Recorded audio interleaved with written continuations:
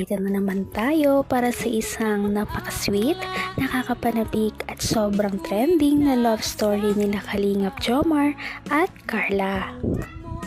Ay aking makilala. Para sa pagpapatuloy ng ating love story, ngayon ay magkakaroon na tayo ng pagkakalinawan sa pagitan ni Kalingap Jomar at Ate Carla.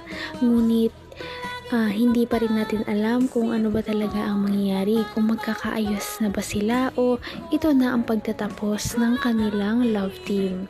Dahil para sa mga hindi nagkakaalam, ay noong nakaraan ay nagkaroon sila ng hindi pagkakaintindihan dahil hindi na lamang siya kinakausap ni Ate Carla, at dahil doon ay hinagilap pa niya si Ate Carla sa kanilang school at pinuntahan sa kanilang bahay para lamang makausap kung bakit hindi na siya kinikibo ng dalaga ng ilang araw at hindi na siya chinachat.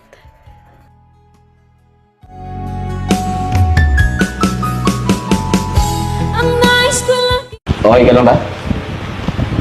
Opo. Uwe, hindi nga. Parang mayroon kang hindi sinasabi sa amin, Kung may problema ka, pwede mo naman isabi sa akin. May problema ka ba? Wala po. Hindi yan yung nabalitaan ko, Kumusta yung pag-aaral? Okay lang po. Hindi rin yan yung nabalitaan ko, Pwede mo sabihin sa akin, huwag kang matakot, huwag kang mahiya. Yan. Yung nakaraan, hindi ka nare-reply sa akin. Ilang beses rin ako nag-chat. Feeling ko nga, nagbago ka na, Parang, hindi mo na ako naalala. Busy lang po sa school. Busy na sa school? Grabe naman kung kahit ilang minuto lang, reply ka sa akin. Hindi po kasi alam yung pinagdadaanan namin. Pinagdadaanan? Oo, kaya nga andito ako, Kasi kukumustahan kita para Kung ano ako'y tanggap mo na, hindi ka rin Kita naman natin sa mata ni Kalingap Jomar ang kanyang labis na pag-aalala at pagtataka kung ano ba talaga ang nangyayari kay Ate Carla. Ngunit si Ate Carla ay nananatiling tahimik lamang at binubuo pa ang kanyang mga sasabihin dahil hindi niya alam kung ano kaya ang kanyang pwedeng sabihin kay Kalingap Jomar. para malaman ko yung pinagdaraanan mo, ninyo. Ayos ka na ba?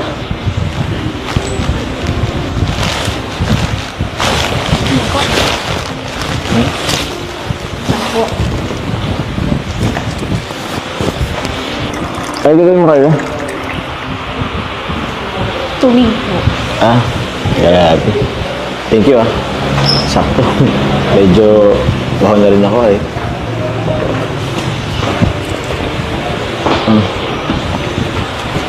Thank you po talaga sa flowers po. Welcome. Masaya ka ba? Parang hindi ka naman masyadong pinigit ng flowers. Ano po pala yung sinabi ni Mama? Nagpinto siya kanina. Sabi niya kagabi, tumawag ka daw, umiyak ka. Tapos nabanggit niya na parang naisipan mong lumipat ng kurso. Yun, nabanggit ni Mama mo. Totoo ba yun? Alam mo, Carla, alam ko din naman sa'yo kung saan ka masaya, kung saan ka sa tingin mo mag-excel, yun yung sundon mo. Yun yung piliin mo. Alam ko, siguro may Naman ang bawat panaginip ko. Ikaw lang ang Nakakatuwa naman si Kalingap Jomar dahil kahit na personal na problema ito ni Ate Carla ay handa talaga siyang magbigay ng advice at tumulong para sa dalaga. sana nga ay maayos na ang problema ni Ate Carla at syempre nandiyan naman si Kalingap Jomar para umalalay sa kanya. Mas papakinggan mo yung puso mo, yung sarili mo. Kasi ikaw naman mag-aaral eh. Ikaw mag-aaral ng 4 na taon. Kaya ikaw, nasa sa'yo ang desisyon. Basta yun sabi ko sa'yo. Kung saan ka masaya. So tanong kita ngayon, anong desisyon mo? Pinag-iisipan ko pa po. Nag-iisipan? Pero, ano ba talaga? Kung ako, pag mong anuhin, ano ba talaga parang nasa puso mo? Yung pag-nursing ba or kasi nabagay sa akin, gusto mo mag-education, teaching. Hindi ko pa rin po alam. Okay. Okay lang ba nga dito ako? Baka may ginagawa ka sa taas, nakabala kita. Medyo nakakapanibago ka. Okay lang ba? May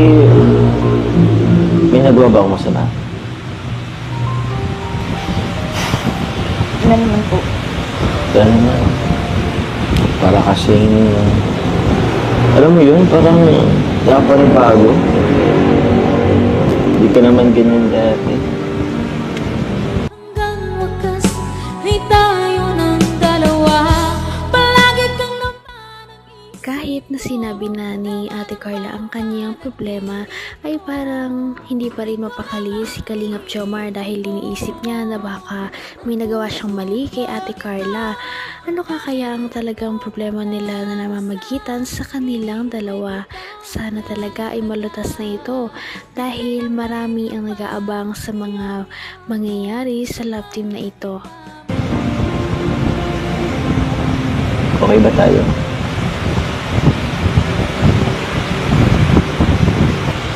Alam mo, may gusto ko sanang sabihin sa'yo eh. Pasensya na, late na pero andito pa rin ako. Yun nga, kasi meron kasi akong gusto kong sabihin sa'yo. Tawag niyan, actually nahiya kasi ako eh. Gusto ko rin kasi malaman yung status natin dalawa. Gusto rin malaman kasi madami rin kasi nagsasabi. Gusto ko rin naman itry. Bahala na, ewan ko, bahala na kung anong pwedeng mangyari. Nakabahan ako eh. Ano po yun?